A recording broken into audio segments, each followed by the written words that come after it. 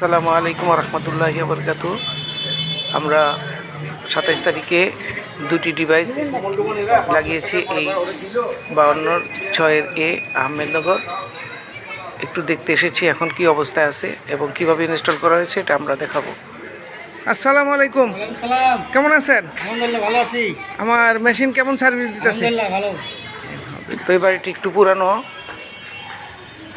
বাড়িটির রিজার্ভ ট্যাঙ্কটি একটু নিচে হয়ে গেছে, তাই টানা মোটরের সাথে একটি ডিভাইস লাগানো হয়েছে যাতে পানি ওভারফ্লো হয়ে এই নিচতলা তুলিয়ে না যায়।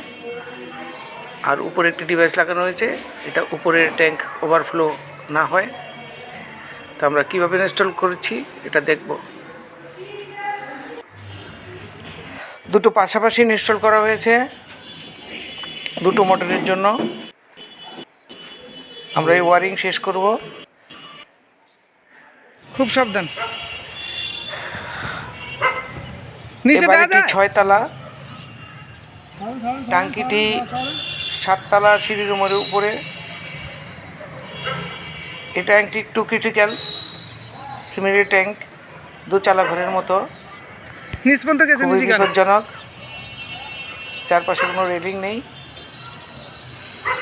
আমরা এখন সেন্সর কেবল নিচ থেকে উপর পর্যন্ত টানবো। মারেন।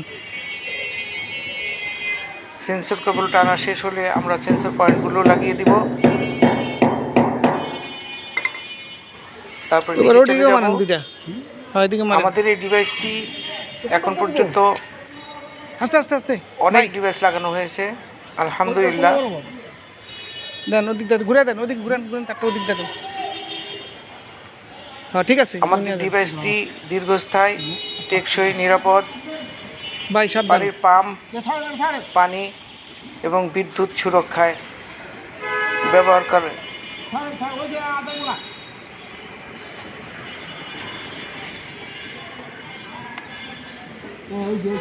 এবার মারেন, ওই জায়গাতে মারেন কয়েকটা।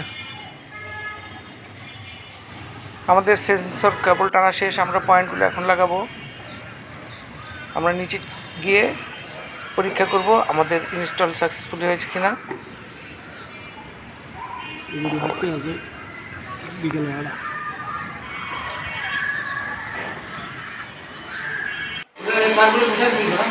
আমরা নিচে চলে এসেছি আলহামদুলিল্লাহ। দুটো ডিভাইসই খুব সুন্দরভাবে ইনস্টল করা হয়েছে এবং আমরা চালু দিয়ে দেখলাম, মোটর ঠিক আছে, টানা মোটর চলতেছে।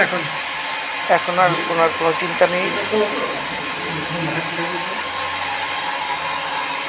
এখন আর পানি দিয়ে নিচতলা ওভারফ্লো হবে না।